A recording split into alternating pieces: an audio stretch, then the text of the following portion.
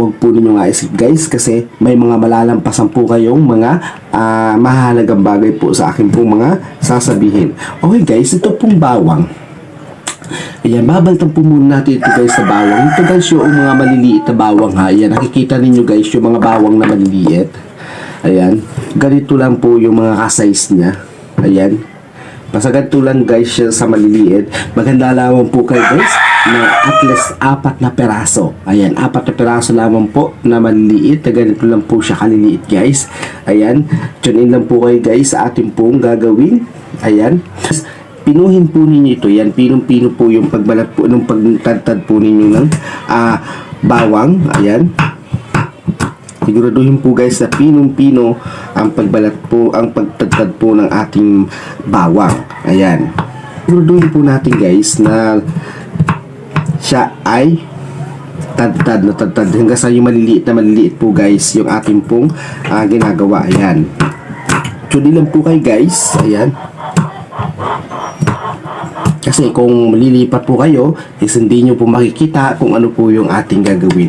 Okay guys, matapos po ninyo guys na pinuhin o mas maliliit pa rito guys kung sa kung inyo pong gagawin, mas maliliit pa po dito. Ito guys naman po ay tutorial ko lamang po sa inyo guys. Halimbawa ko lang po kung ano, pinapakita ko lamang po kung ano po yung inyong gagawin. Sinasabi po nila, ba't ako nag-tutorial kung hindi ko po kinakain? Ayun guys, sinasabi ko po ilang beses po sabihin na hinahalimbawa ko lamang po, pinapakita ko lamang po sa inyo kung ano po yung inyong mga dapat gawin. Okay, naintindihan nyo guys? Ilagay nyo po guys, maghanda po kayo kung ano pa man po ang inyong paghahandaan.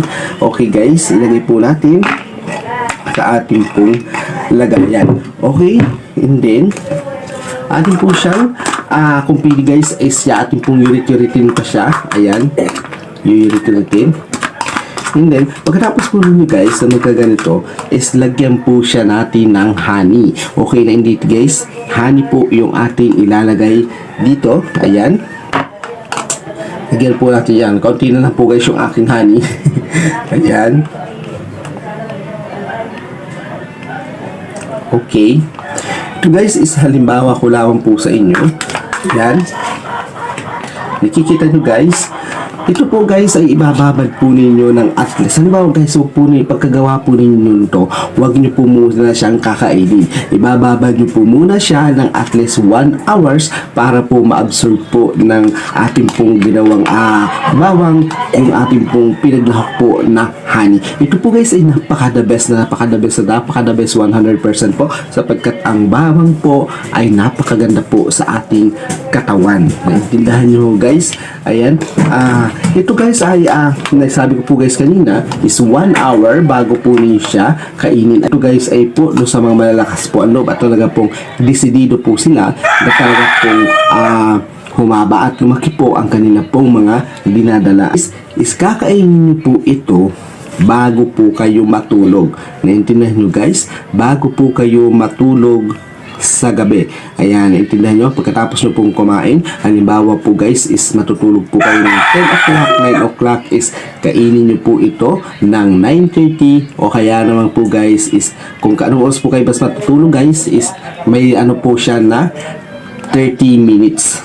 Ayan, bago kayo guys tuluyan pong makatulog.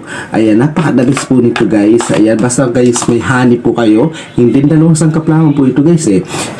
Bawang and honey. Ayan, the best. Napakarami nung po sumubok ng ating pong ginawang ito.